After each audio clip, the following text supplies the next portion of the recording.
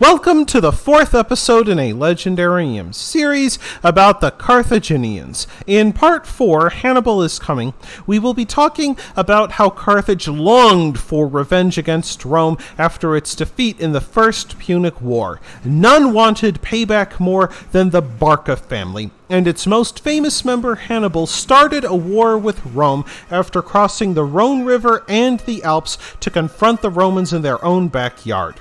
Why did Rome win the First Punic War and take Sicily from Carthage, the greatest power in the ancient world? Because for all of Carthage's advantages at sea, countries still fought and won wars on land.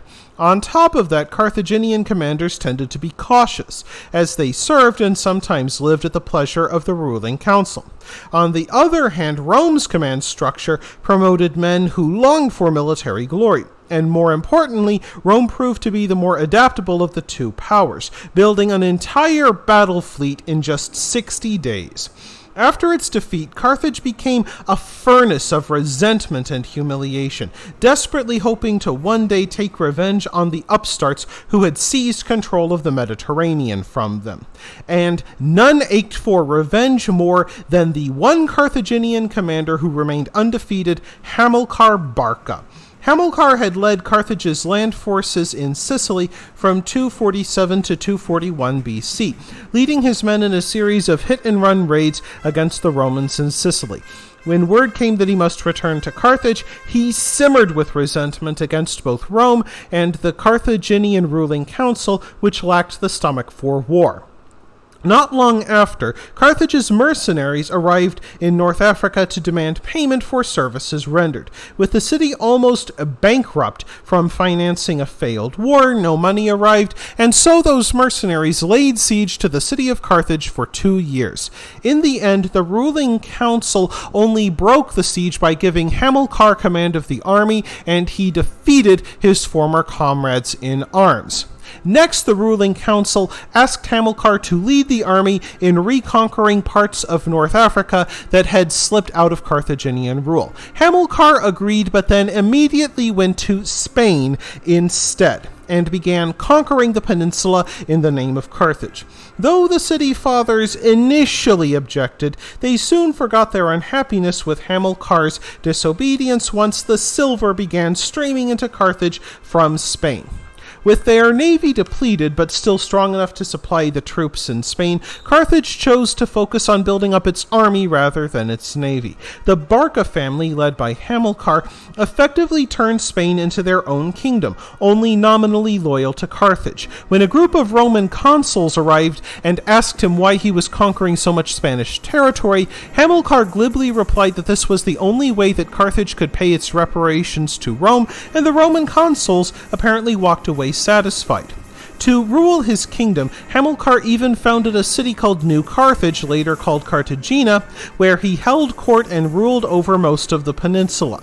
Though the ruling council in Carthage viewed Hamilcar's power with concern, the populace of Carthage celebrated the Barca family's conquest of Spain, seeing it as a restoration of Carthaginian greatness.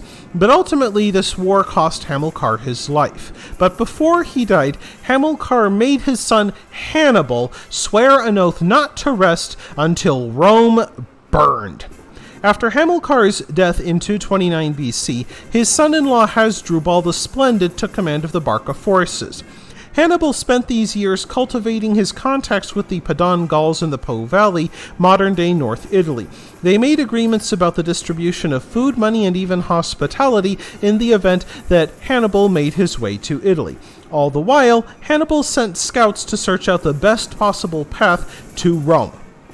Around 221 BC, Hasdrubal died under mysterious circumstances. He perished at the hands of a Celtic mercenary, and it remains unknown if Rome or his brother-in-law Hannibal filled that mercenary's pockets. In any case, Hannibal did not mourn for long. He took command of the Barca forces by 220 BC at the age of 26 and began accelerating his plans, putting together a large army that included vast contingents of horsemen and elephants taken from the 900 pachyderms who lived within the city walls of Carthage. Hannibal didn't just want to frighten the Romans, but he also wanted to impress potential Celtic allies that he was deadly serious about taking the war to Rome's walls and not resting until it was burned to ashes. In 219 BC, Hannibal made good his oath to his father by laying siege to the Roman allied city of Saguntum. The siege dragged out for 8 months until the Carthaginians finally breached the walls. After doing so, the mercenaries went house to house, hunting down every Roman living within the city walls. They dragged men into the streets and slaughtered them, and women and children were marched in chain-bound coffles into the ship holds bound for the markets of Spain and Africa. Rome, long distracted by a revolt in Illyria, finally took notice of events in Spain.